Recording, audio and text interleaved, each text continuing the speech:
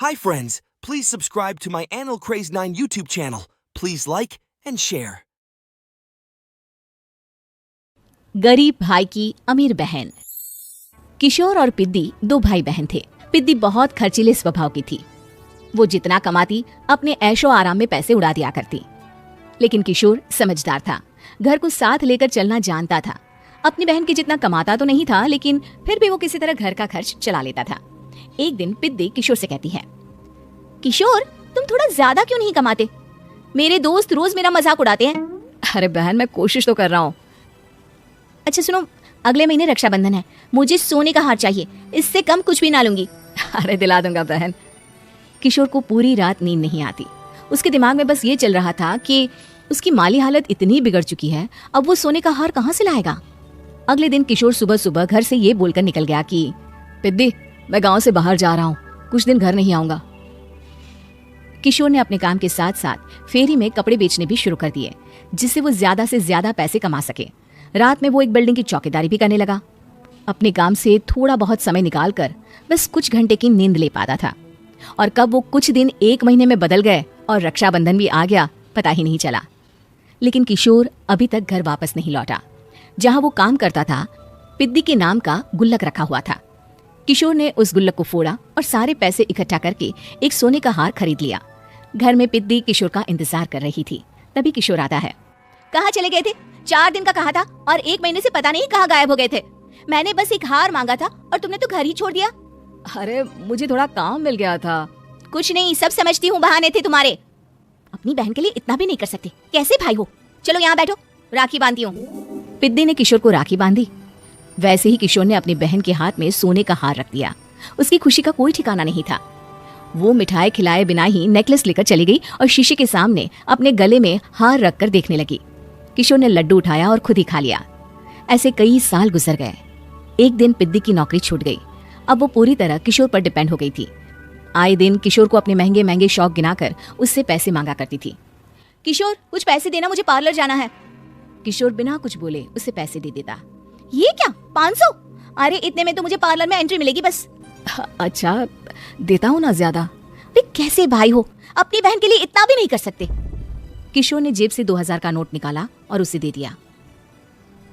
किशोर गरीबी में रह लेता था, लेकिन अपनी बहन को कभी कोई कमी नहीं होने देता था।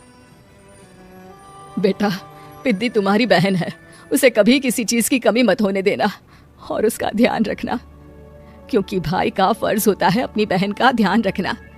किशोर ने माँ की कही ये बात हमेशा के लिए याद कर ली थी। शायद माँ की इसी बात की वजह से किशोर पिद्दी की हर जिद पूरी करता चला आ रहा था। किशोर, आज मैं अपने दोस्तों के साथ पार्टी करने जा रही हूँ, मुझे कुछ पैसे दो ना। किशोर पिद्दी को समझाता है, लेकिन पिद्दी नाराज होकर चली गई और अपने कमरे में सुबक सुबक कर रोने लगी। किशोर अपनी जेब से कुछ पैसे निकालता है और पिद्दी को दे देता है। किशोर खुद कभी अच्छे कपड़े नहीं पहनता, लेकिन पिद्दी को राजकुमारी की तरह रखता। पिद्दी के जाने के बाद किशोर अपने काम पर निकल गया। एक तरफ पिद्दी अपने दोस्तों के साथ मस्ती कर रही थी, तो वहीं दूसरी तरफ किशोर पैसे कमाने के लिए कड़ी मेहनत कर रहा था। कुछ और दिन ऐसे ही बीत गए। एक दिन पिद्दी एक लड़के को लेकर घर आई और उसे किशोर से मिलवाया। किशोर, मुझे इस लड़के से शादी करनी है, लेकिन इनके मम्मी पापा बोल रहे हैं कि उनको दहेज में एक कार चाहिए, तभी वो मेरा और पंकज का रिश्ता कबूल करेंगे।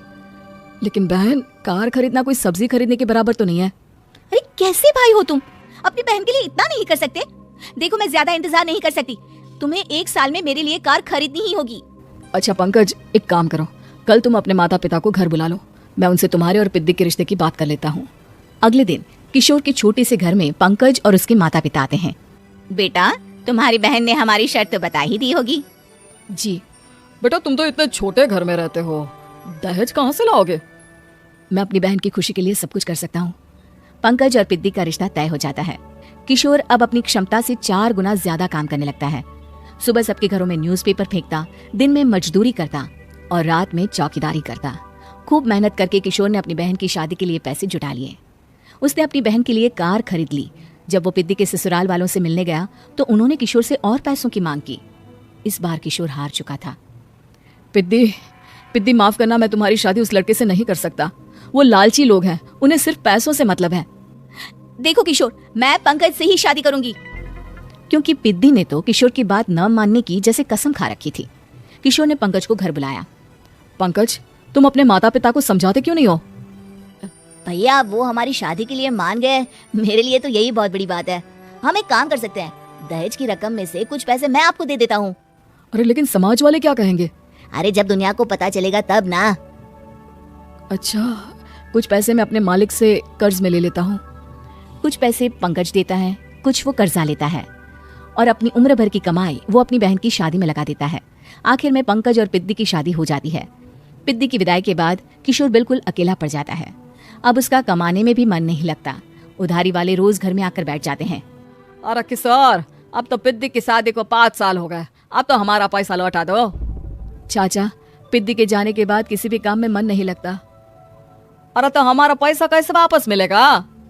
जी कुछ करता हूँ मैं। किशोर के ऊपर बहुत सा कर्जा चढ़ गया था, इसलिए उसने तय किया कि वो ये घर बेचकर सबके पैसे लौटा देगा। अगली सुबह शहर के किसी साहूकार को उसने अपना घर बेच दिया और सबके पैसे लौटा के वो गांव छोड़कर चला गया। पिद्दी ने शादी के बाद कभी अपने भाई का हाल तक नहीं पूछा।